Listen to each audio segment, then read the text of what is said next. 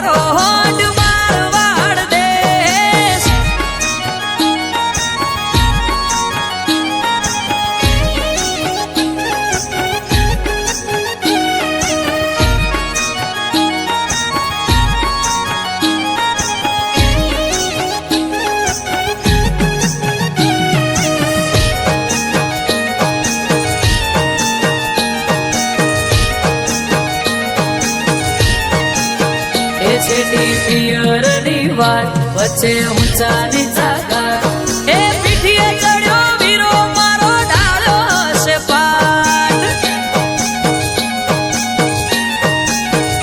નાનો ભાણેજ છે સાત વખતા પડી જશે